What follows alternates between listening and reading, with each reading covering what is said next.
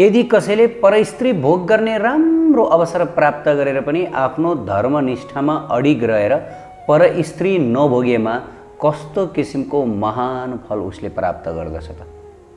कस्तो किसिमको भगवत कृपा उसमा वर्षिन्छ? आज म यो कुरा तपाईहरुलाई बताउन जाँदैछु र यसै प्रसङ्गमा एउटा सुन्दर एकदमै रमाइलो कथा पनि सुनाउन जाँदैछु कि गृहस्थ जीवनमा कहिले कहिले यस्तो अवसर आउन सक्ला संसारमा कि गृहस्थीमा रहँदा रहँदै पनि पर स्त्रीहरूबाट यस्तो किसिमको प्रस्ताव आउन सक्ला र सहज होला कि गृहस्थहरूलाई पर स्त्रीसँग भोग गर्नको लागि वातावरण बन्न सक्ला, राम्रो अवसर जुट्न सक्ला। तर त्यस्तो अवस्थामा पनि पर स्त्रीलाई पन्छाएर आफ्नो धर्मनिष्ठामा अडिग रहने पुरुषले सोच्नै नसकेको फल प्राप्त गर्दछ। शास्त्रमा त बताइएको छ कि जो परस्त्रीसँग लाग्दछ अर्थात् जसले परस्त्री भोग गर्दछ त्यो व्यक्ति त निश्चित रूपले नरक जान्छ, निश्चित रूपले। र परस्त्री पनि जसले परपुरुष भोग गर्दछिन् उनी पनि निश्चित रूपले नरक जान्छन्। संसारमा परस्त्री र परपुरुष भोग गर्नुभन्दा महापाप केही पनि छैन भनिएको छ शास्त्रमा। तर अहिले संसारको हविगत हामी देख्न सक्दछौँ।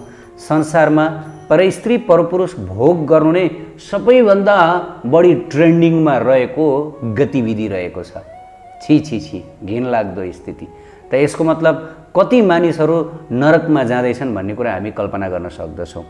एक व्यक्तिले मलाई त भन्दै थिए, अब यी सबै मानिसहरू नरकमा गए नरकमा ठाउँ नहोला नि त शास्त्रमा बताइएको छ नरक त्यस्तो हुँदैन।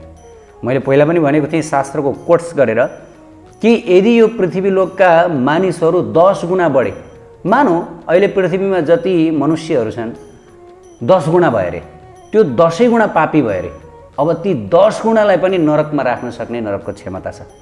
भगवानले आवश्यकता अनुसार जति पनि मनुष्यलाई, जति पनि जीवात्मालाई नरकमा राख्ने व्यवस्था मिलाउन सक्नुहुन्छ, एक्स्ट्रा नरक पनि बनाउन सक्नुहुन्छ। भगवानको अचिन्त्य शक्ति छ, असीम शक्ति छ। त्यस कारणले गर्दा बुद्धिमान व्यक्तिले कुनै पनि किसिमको कुकृत्य गर्दैन, पाप गर्दैन कि यस्तो यस्तो किसिमको यत्र सबैले पाप गरे भने नरकमा राख्ने कहाँ ठाउँ पाइन्छ र एन टेन भनेर मूर्ख व्यक्तिहरूले मात्र भन्ने हो। त शास्त्रमा बताइएको छ कि धर्मनिष्ठामा रहेर आफ्नै पत्नीमा मात्रै सन्तुष्ट रहने, केवल आफ्नै पत्नीसँग मात्रै रमण गर्ने जो पुरुष छ यो पुरुषले कस्तो किसिमको फल प्राप्त गर्दछ। अब एउटा सुन्दर कथा सुनाउन चाहन्छु म तपाईहरुलाई, कृपया सबैले ध्यान दिएर सुन्नु होला। अष्टावक्र मुनिको नाम त हामीहरू सबैले सुनेका छौँ। अष्टावक्र भनेको शरीरमा 8 ठाउँ बाङ्गिएको कुरूप देखिने, भौतिक दृष्टिले हेर्दाखेरि एकदमै नराम्रो देखिने ऋषि हुनुहुन्थ्यो जसको नाम थियो अष्टावक्र। एकचोटिको घटना हो, राधा कृष्ण अनि गोपाङ्गनाहरू महारासमा रास गर्दै हुनुहुन्थ्यो। त्यसपछि राधा माधवले अचानक बिचैमा रासमण्डललाई छोडेर राधा रानीलाई आफ्नो साथमा लिएर नजिकैको सुन्दर वनमा प्रस्थान गरिबक्स्यो र त्यस वनमा एउटा विशाल पिपलको बोट मुनि बसेर प्रिया राधिकासँग प्रियतम श्रीकृष्णले प्रेमपूर्ण वार्तालाप गरेर बस्नुभएको थियो। र शास्त्रमा वर्णन आउँदछ त्यो जुन पिपलको वृक्ष थियो, त्यो पिपलको वृक्षको जुन हाँगा थियो त्यो हाँगा 8 योजन फैलिएको थियो। 8 योजन भनेको लगभग 7.5 किलोमिटर। त्यस्तै 7 देखि 7.5 किलोमिटर त्यति परसम्म फैलिनु भने कति ठुलो पिपलको बोट होला। वृन्दावनमा यस्ता यस्ता किसिमका वृक्षहरू, अद्भुत अद्भुत चमत्कारी वृक्षहरू त्यस समय हुन त साक्षात् परिपूर्णतम परब्रह्म भगवान आएर लीला गर्नुभएको स्थल हो वृन्दावन धाम। अनि यहाँ यस्ता किसिमका चमत्कार, यस्ता किसिमका दिव्य अति दिव्य बोट वृक्ष नहुनु त प्रश्नै उठेन, होइन?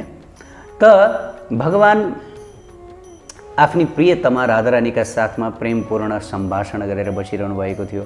त त्यत्तिकैमा के भयो, त्यत्तिकैमा अष्टावक्र नाम गरेका मुनि त्यहाँ आउनुभयो। र यी अष्टावक्र नाम गरेका मुनि मैले अघि नै भने शरीरको 8 ठाउँमा उहाँको बाङ्गिएको थियो। र यी अष्टावक्र मुनि राधा माधवका अत्यन्त शुद्ध भक्त हुनुहुन्थ्यो।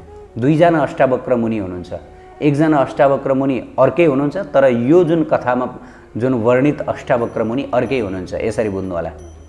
राधा माधवका अत्यन्तै महान भक्त हुनुहुन्थ्यो।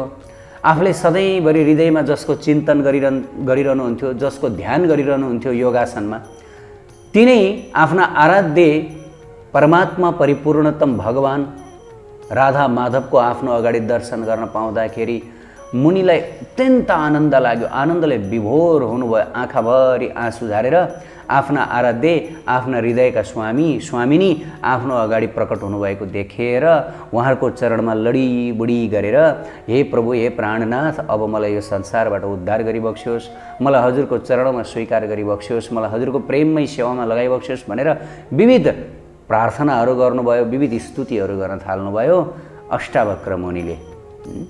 त अष्टावक्र मुनिको त्यो स्वरूप देखेर आशीर्वाद दिनुभयो निश्चित रूपले राधा माधवले। तर त्यतिकैमा अष्टावक्र मुनिको त्यो जुन 8 ठाउँमा बाँगिएको स्वरूपलाई देखेर राधारानीको मनमा केही जिज्ञासा उब्जियो।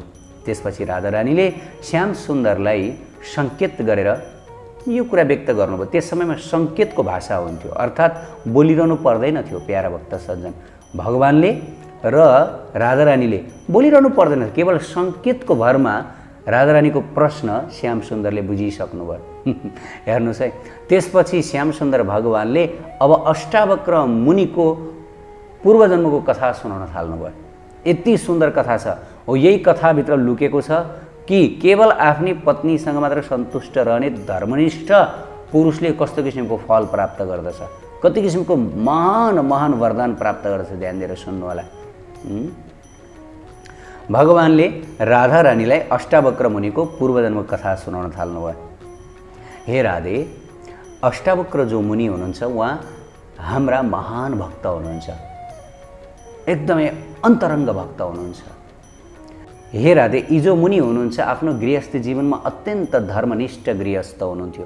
केवल आफ्नी पत्नीसँग मात्रै रमण गर्नुहुन्थ्यो, पत्नीसँग सन्तुष्ट हुनुहुन्थ्यो, सपनामा पनि पर स्त्रीको चिन्तन गर्नुहुन्नथ्यो। र त्यसै गरी यी मुनिका जो पत्नी हुनुहुन्थ्यो ती पत्नी पनि अत्यन्त धर्मपरायण, सुशीला अनि पतिव्रता थिइन्। त एक समयको कुरो, अब यी जो मुनिलाई आफ्नो घरबारबाट विरक्त लाग्यो।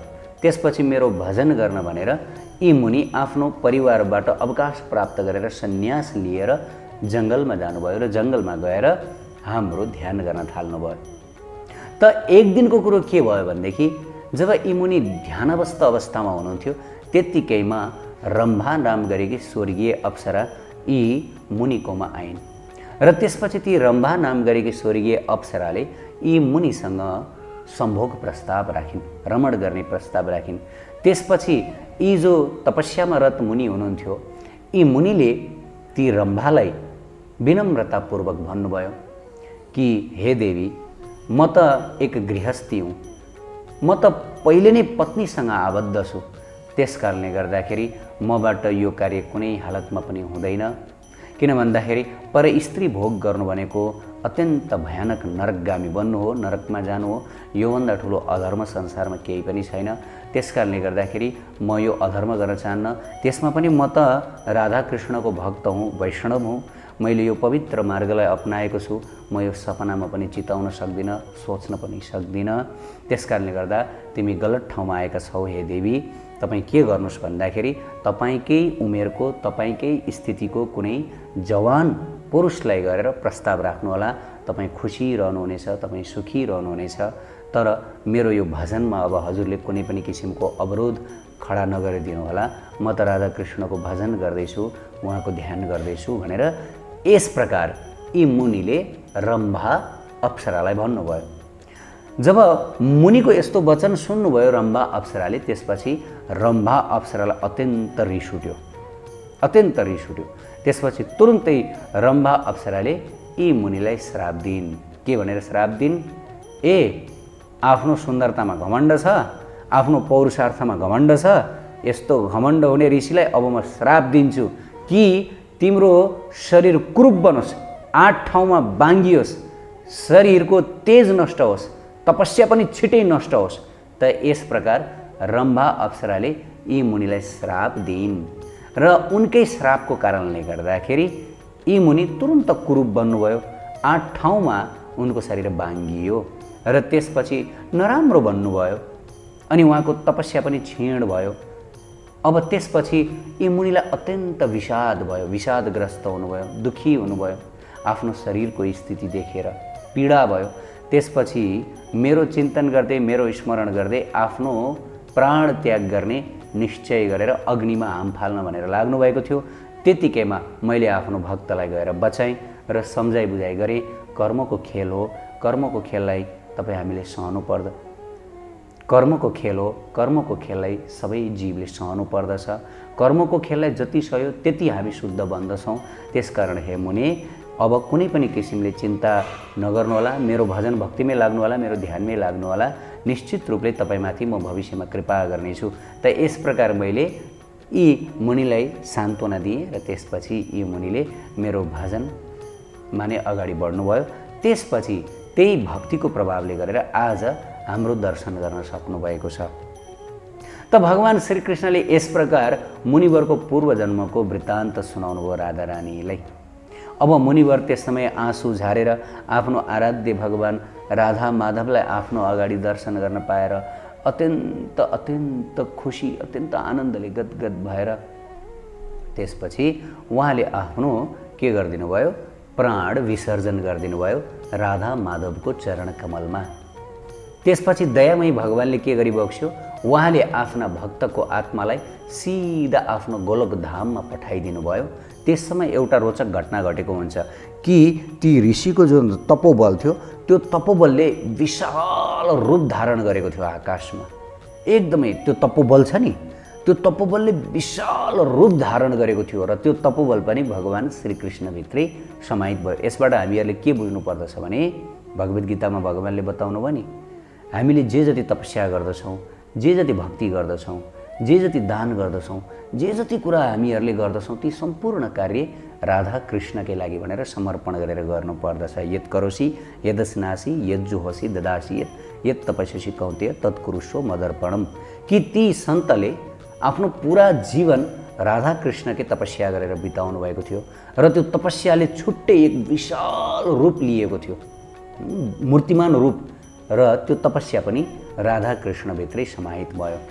र कृपामय दयामय भगवान्ले के गरिबक्स्यो, कृपामय भगवान्ले ती मुनिको जुन शव थियो त्यो शवको अन्तिम संस्कार गर्नुभयो। केमा? चन्दनको काठमा। हेर्नुहोस्, राधा कृष्णका भक्तहरू, स्वयं परिपूर्णतम राधा कृष्णले के गर्नुभयो, अन्तिम संस्कार गर्नुभयो। जसरी हामी रामकथामा सुन्दछौँ कि जटायुको श्री रामचन्द्रले आफ्नै हस्तकमलले अन्तिम संस्कार गर्नुभयो। भगवानका भक्तहरूको यस्तो अद्भुत अद्भुत दशा हुन्छ। जो भगवानका भक्त छैनन् उनीहरूको त संसारमा अत्यन्त दुःख, मरेपछि पनि दुःख, जन्म जन्म दुःख कष्ट, कसैको सहारा छैन, कसैको साथ छैन।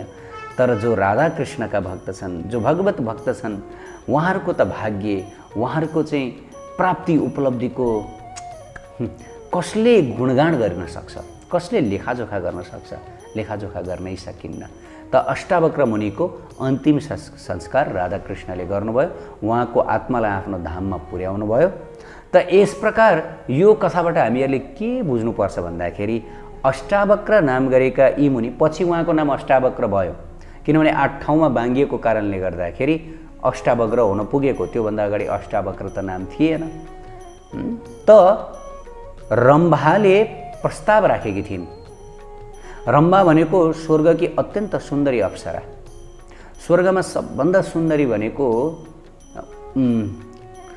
स्वर्गलोकमा सबभन्दा सुन्दरी अप्सरा भनेको उर्वशी, साक्षात् भगवान नारायणबाट प्रकट हुनुभएको भएर उर्वशी सबभन्दा सुन्दरी। त उर्वशी पछिको सबभन्दा सुन्दरी, त्यसपछि रम्भा, मेनकाहरू आउनुहुन्छ। भनिन्छ यो पृथ्वी लोकका स्त्रीहरूभन्दा त लाखौँ गुणा सुन्दरी हुनुहुन्छ स्वर्गका अप्सराहरू। उहाँहरूको सौन्दर्यको वर्णन गरेर साध्य छैन। तैपनि त्यो भौतिक हो, जड हो, जड सौन्दर्य हो। यहाँको सौन्दर्य र त्यहाँको सौन्दर्यमा केही फरक छैन, त्यो जड्ने हो, नाशवान हो।